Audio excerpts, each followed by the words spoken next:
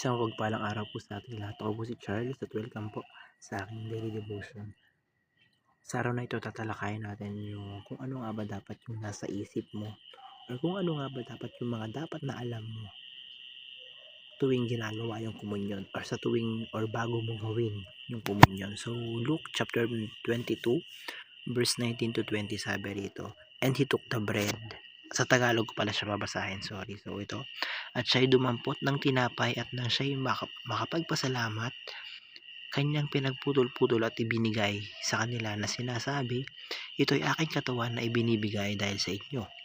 Gawin ninyo ito sa pag-alaala sa akin.' Gayon din naman ang kopa pagkatapos ng hapunan na sinasabi, 'Ang kopang ito na nabubuhos ng dahil sa inyo ay ang bagong tipan sa pamamagitan ng aking dugo." Parang ganun, sinabi niya ganun. So, kumbaga ito lang, yung verse na ito ito yung sinabi ni Jesus nung Last Supper, nung huling hapunan, nung naghuling hapunan siya sa mga apostol niya, kasama yung mga apostol niya. And bakit nga ba natin ito ginagawa hanggang ngayon? So, ayun, punta tayo sa unang katuruan. Sabi rito, it is the mandatory to church or gathering. So, sinasabi mandatory, sinasabi kailangan gawin or dapat na gawin, parang walang palyag, sabi ganun, mandatory. Kasi unang-una sinabi to ni Jesus. Inutos to ni Jesus na sinabi niya sa atin na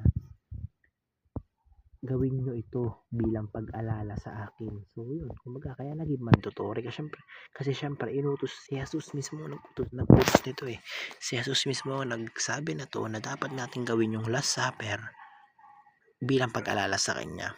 Sa ikalawang teaching sabi nito, it is revisiting the cross of Christ until He comes. So every time na ginagawa natin yung Last Supper, every time na ginagawa natin yung communion, binibisita natin si Jesus sa krus.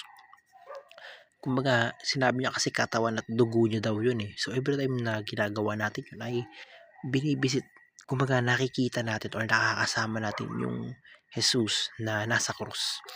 And every time na ginagawa natin yun hanggang sa makabalik ulit siya dito sa lupa, hanggang sa makasama ulit natin siya.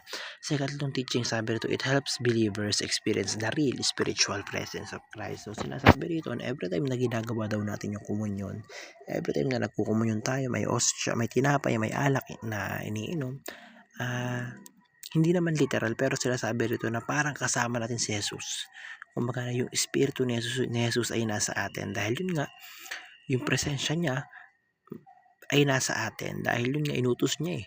Dahil sabi niya, gawin nyo ito eh, kasi pag ginagawa nyo ito, inaalala nyo ako. So parang basically, yung presensya ng Panginoon nasa atin every time na nagsasagawa tayo ng komunyon.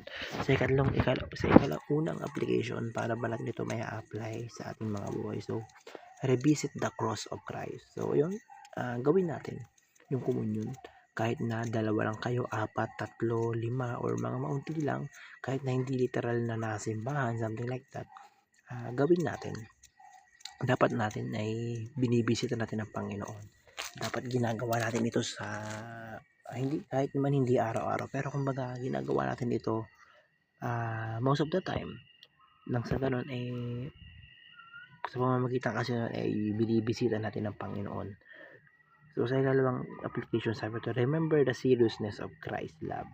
So ayun, alalahanin natin yung ginawa ni Kristo para sa atin. Alalahanin natin kung gaano kalala or kung gaano kalalim yung pagmamahal ng Panginoon sa atin. Biruin mo, namatay siya, tinanggap niya yung parusa na para sa atin. Imagine mo gaano niya tayo kamahal para gawin niya yun. So kumbaga dapat alam natin yun.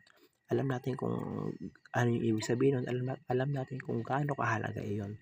So punta tayo sa second application, sabi rito, renew your commitment to Christ and to His body, the church. So ayun, every time na nagkukumunyon tayo, or magkumunyon ka, nang sa ganun ay ma-renew mo. Nang sa ganun ay maalala mo, ma-refresh sa'yo na ikaw ay committed sa Panginoon. Kumbaga nang hindi mawala yung kaisipan mo na nagkukumunyon ako ngayon, nagkumunyon ako ngayon, Ito yung nagpapaalala na ako ay sumasama kay Kristo, na ako ay alagad ni Kristo, na ako ay committed kay Kristo. So yun lamang po, napakaraming matutunan sa araw na ito. Glory to God.